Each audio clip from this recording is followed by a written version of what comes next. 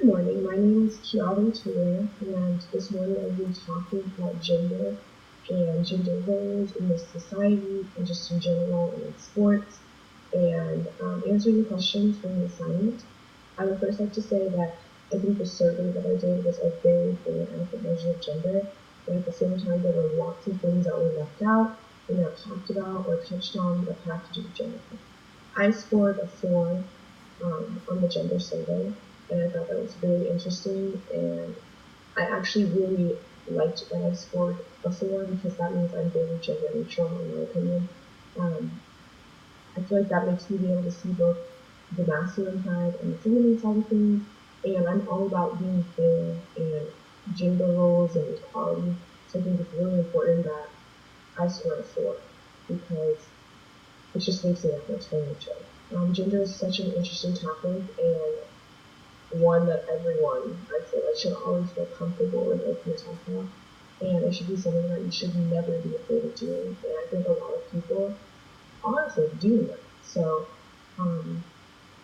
I just want to say that gender should definitely be measured as a autonomous variable because there are two things that are being inserted and compared to each other, which are the genders, male and female. Depending on what you know or want to know about gender specifically, it would just be something more detailed that you could observe and measure about gender. There are a lot of aspects in the topic of gender that can be looked at, and I think that you should measure gender as a autonomous variable because you are able to take two things, male and female, and measure them and observe them individually, regardless of what you're trying to figure out. I think it is always important to measure gender and sex just so we know everything that we need to know about the two. And I don't think measuring gender and sex should make people more or less judgmental about either topic. I think it should make everyone still be very gender neutral, everyone still be very respectful of gender and other people's views of gender and how everyone else identifies themselves.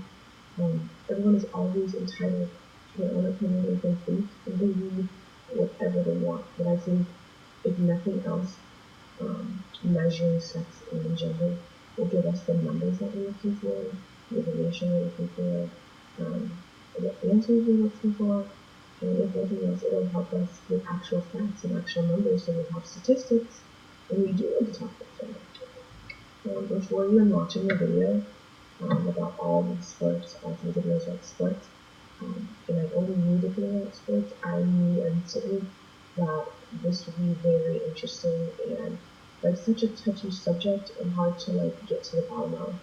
Just because I feel like in sports gender is a big issue and we don't always realize how big of an issue it is and how unfair it gets with gender in sports.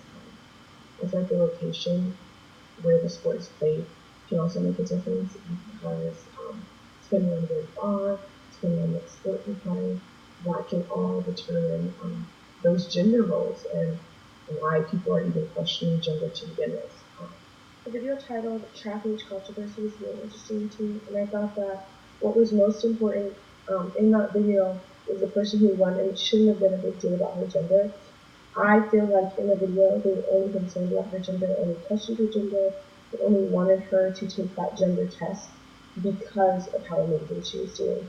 I say this because the track star is a female and identified herself as a female, and that's how she was born. I think it's super sad and almost disrespectful that it's even questioned whether she's a male or female just because of how talented she is. The fact that that was even questioned takes the shine away from all the incredible things that she did and all that she had just accomplished, because we're focusing on the wrong things. It's sad that she even had to go through this, and I think if she says that she's female and that's what she was born as, then that's what it is. Why does a track star have to have a medical condition just because of how talented she is? I felt like it was so sad, and I also felt like that if she wouldn't have won and she wasn't as talented as she was, but she was in the same sport, doing the same thing, just not doing as well, people could care less. People at that point wouldn't question her gender, wouldn't want the test, wouldn't want any of the things they're doing because of her success. The second video that I watched that was titled Real Sports with Bryant Gumbel is one I'm sure there would be so much more debate about than the first video. I only say this because in this case we know that she was a man and then reappeared as a female. This is when gender roles can get tough and touchy, and when people can become mean and judgmental, because she was a male in the beginning. And I just feel like who you are is who you are, and who is anyone to tell anyone else who they are and what gender they identify as.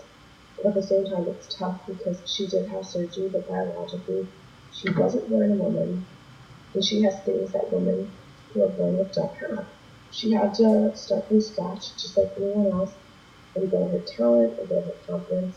And I'm sure just how everyone thinks it's a big deal that someone who had a gender change is praying for them, the person who had the gender change, it's probably super hard for them as well. It's not easy for anyone, but that doesn't mean to be judgmental. That doesn't mean not allow her to play. It doesn't mean question her gender. If she identified as a female, then that's who she is. She had to start from scratch and build her talent just like any other person would. So in my opinion, she is the same as any other woman who has to work hard for what they want.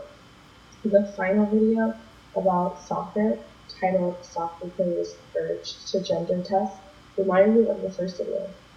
Just because someone's talent and the amount of talent they do have shouldn't lead to them being forced to have a test in order to play. And I also thought it was really sad that in this video, they were going to suspend her from playing and not let her play at all because of the test. I again don't think it's totally fair for her to have to be questioned and punished in a way just because she's so amazing at a sport. Even after going through the test, I really don't think that she should have been questioned after that at all. And I think it's totally unfair. Gender is such a crazy topic, and I feel like it's important that we respect everyone's gender. Yes, each individual for sure should have the opportunity to play an elite sport. And if gender is unclear, I don't necessarily think the right thing to do is to make someone take a test or force them to do it or punish them and not allow them to play. I'm not saying we shouldn't or can't have people take tests when necessary, but the way that we are doing things is not the right way. And I also don't know when taking the test would be necessary, and I personally have a hard time figuring that out because I just don't think it's fair to try and determine who you should and should not test. I believe if you are asked about your gender and you tell everyone what gender you are, then that should be the end of it, and you should never be questioned again. The crazy thing, though, is that this assignment, it was talking about specific gender roles, gender in general, gender in sports. There are so many other things that occur in the world where gender becomes questioned or an issue, or someone gets judged because of the gender they identify as.